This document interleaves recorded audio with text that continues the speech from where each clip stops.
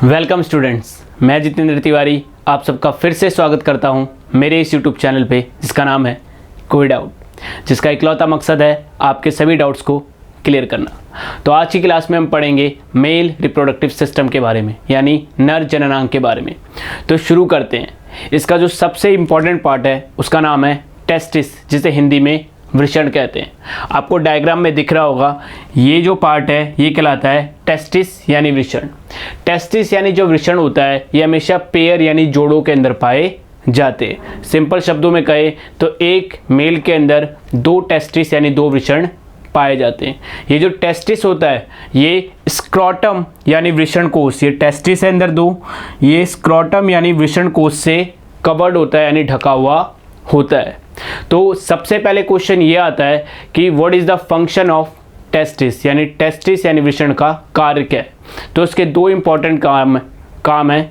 सबसे पहला है it help in production of sperm, ये शुक्राणु को पैदा करने में मदद करता है।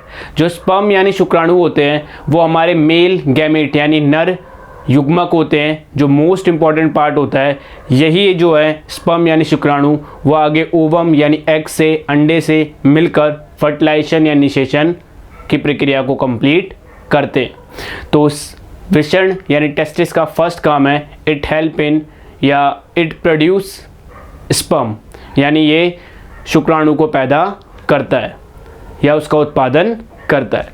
इसका सेकंड यूज़ है it secret male sex hormone which is called testosterone. ये टेस्टोस्टेरोन हार्मोन को सीक्रेट यानी स्रावित करने में मदद करता है। अब जो वर्ड आया है टेस्टोस्टेरोन हार्मोन, इसका काम क्या है? टेस्टोस्टेरोन हार्मोन के दो काम हैं।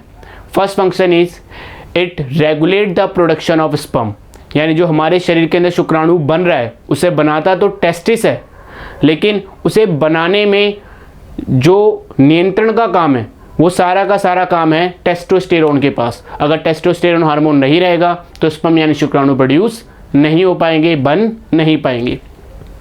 सेकंड इसका यूज़ है कि it brings changes at puberty. जब भी हमारे अंदर यौवन आरंभ होता है, प्यूबर्टी होता है, तो हमारे अंदर मेल के अंदर जितने भी चेंजेस आते हैं वो सब टेस्टोस्टेरोन हार्मोन की वजह से होते हैं। जैसे फेस के ऊपर बाल आना, दाढ़ी मूछे आना, ठीक है, शोल्डर का चौड़ा हो जाना, हमारी आवाज़ का क्रैक हो जाना मतलब मोटी भारी हो जाना, ये सारे चेंजेस जो है ये टेस्टोस्टेरोन हार्मोन ही लेकर हमारे अंदर आता है।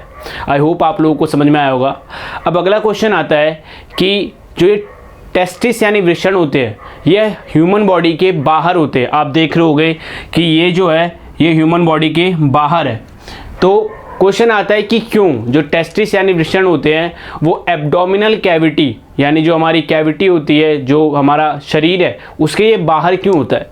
इसका रीज़न है जो टेस्टिस होता है वो स्पर्म प्रोडक्शन यानी शुक्राणु उत्पादन का काम करता है, और शुक्राणु यानी स्पर्म को बनाने के लिए हमारी बॉडी से कम टेम्परेचर चाहिए होता है।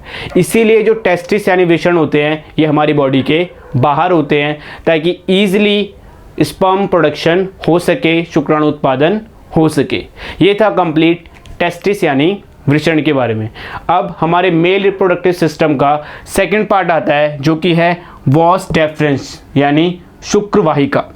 शुक्रवाहिका जैसे नाम से लग रहा है कि शुक्राणु को ले जाने वाली एक वाहिका, तो वही इसका आंसर है। ठीक है, ये क्या करती है, जो भी स्पर्म प्रोड्यूस होता है टेस्टिस यानी वृषण में, यहाँ पे टेस्टिस यानी वृषण में स्पर्म प्रोड्यूस होता है शुक्राणु, ये इस स्पर्म को, ये शुक्रवाहिका है, ये इस स्पर्म को यहाँ से शुक्रवाहिका के होते हुए ये यूरेथ्रा या पेनिस कह लो शिशन तक ले जाने के काम करती है। तो वॉस डेफरेंस का काम है जो भी स्पर्म प्रोड्यूस होता है टेस्टिस के अंदर यानी शुक्राणु जो भी उत्पन्न होता है वृषण के अंदर उसको ये पेनिस यानी शिशन तक ले जाने का काम करती है।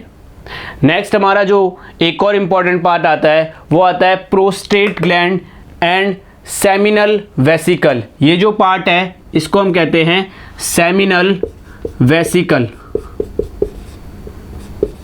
जिसे हिंदी में कहते हैं शुक्राशय। क्या कहते हैं? शुक्राशय।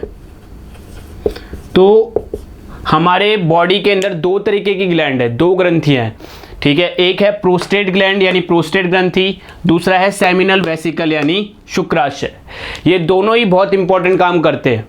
जैसे ही स्पर्म प्रोड्यूस होता है तो ये जो वॉस डेफरेंस है शुक्र वाहिका, ये इस स्पर्म को ऐसे ले जाते हुए इस शिशन यानी पेनिस तक पहुंचाती है, लेकिन रास्ते में इसे दो ग्लैंड यानी दो ग्रंथियों से होकर गुजरना पड़ता है। पहला है प्रोस्टेट ग्लैंड यानी प्रोस्टेट ग्रंथि और दूसरा है सेमिनल वेसिकल यानी शुक्राशय जो कि यहाँ पे है।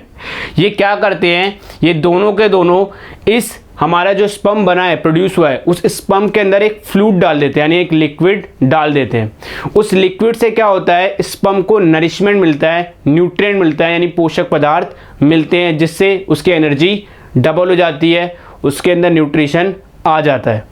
और दूसरा काम ये करता है, जो हमारा स्पर्म प्रोड्यूस होता है वो सॉलिड फॉर्म में होता है, तो ये क्या करता है prostate gland and seminal vesicle, ये उस सॉलिड स्पर्म को यानी जो ठोस शुक्राणु है उसको ये लिक्विड फॉर्म यानी द्रव अवस्था में बदल देता है, ताकि ये ईजिली मेल बॉडी से फीमेल बॉडी में यानी नर से मादा में आसानी से ट्रांसफ़र यानी स्थानांतरित हो सके, ईजिली एक बॉडी से दूसरी बॉडी में ईजिली जा सके। ओके, आई होप आपको ये पूरा का पूरा जो मेल रिप्रोडक्टिव सिस्टम है ये समझ में आया होगा। आज की क्लास में इतना ही। अगर आपको ये क्लास पसंद आई है तो लाइक करें, शेयर करें, सब्सक्राइब करें और बेल आइकन दबाना ना भूलें। जब तक के लिए धन्यवाद।